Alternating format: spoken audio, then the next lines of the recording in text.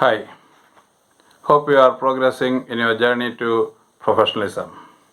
I think you might already started practicing the first two elements of professionalism, that is competence and personal integrity, which I have discussed in the last episode in your professional life. Today we are discussing the last two elements of professionalism, that is responsibility and public obligation.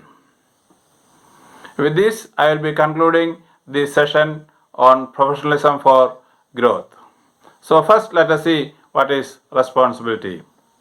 When we look into the dictionary, it gives the meaning as a particular burden of obligation upon one who is responsible, while responsible means answerable or accountable as for something within one's power, control, or management.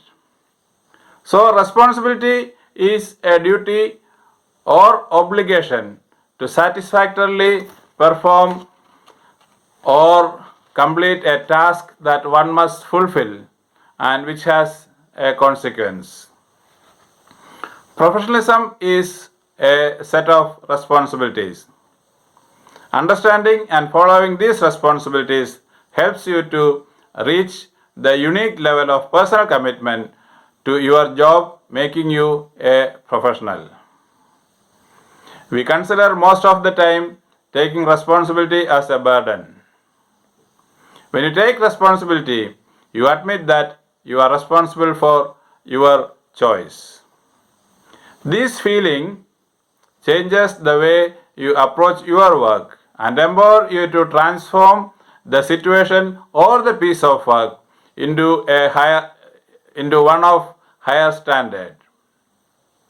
When you feel responsibility, it will take you out of victim mentality to a creative, flexible, and resilient attitude.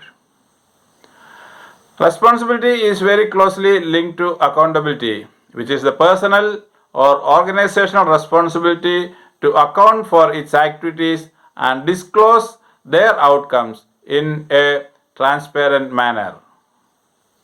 It also includes money and other assets entrusted to you.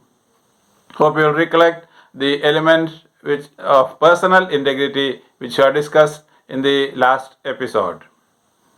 So, when you accept the responsibility, it includes an underlying obligation to bear the consequences of failure to act upon as expected. Even though responsibility and accountability are closely linked, they cannot be interchanged. While responsibility can be shared, accountability cannot. Accountability is the ultimate responsibility. The following definition makes it abundantly clear. Accountability is the obligation to demonstrate and take responsibility for performance in the light of commitments and expected outcomes. Responsibility also can be seen as responsibility, that is, ability to respond. Respond to the challenges and situations in your workplace and life. Seeing responsibility this way will help you to take an inventory of your strengths, abilities, talents, virtues, and positive points, leading towards positive, self-affirming, self-talk scripts which will enhance your personal development and growth. And the next element is public obligation. We need to see public obligation in two ways. The first one as a regard for and contribution to the public good, that is protecting the public interest and having a social responsibility. And the second one, a commitment and contribution to the professional community and support from that community. As said earlier, whatever we do is one way or another concerned with the service to the public or in the public interest. So there is an obligation and you need to constantly ask, how real is the discharge of this obligation? Green and Hunter rightly stated, the first criterion for a professional to exist is a set of professional values. Primary among them is the belief that serving others is more important than that is, the professional's economic gain. This value is absent in today's professions because they are often contaminated by materialism. That is, the understanding that they must gain or want to have a superiority on the other. In order to fulfill the public obligation, the professional should always be radically autonomous from the rest of the world, having a different set of goals which will help to satisfy the public interest or the service to the public which he or she is concerned with. So, a professional will need to develop an ability to identify an underlying value in recognizing the aspect of public obligation and fulfilling it. Let me conclude. We live in a nation which professional approach to whatever one does is far too less. I am very sorry to make this statement. The propounding and nurturing of professionalism can make a radical difference in what we do and how we do it.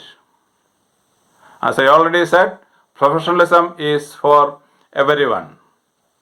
Whatever may be your career, by incorporating the above principles into all aspects of your life and career, you will become a true professional. When you become a professional, you will experience pride and satisfaction in your career. Embark upon the journey to professionalism and enjoy the happiness, pride, respect, and the opportunity coming in your way.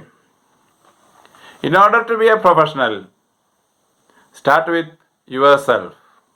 That is, respect the self and develop self-confidence.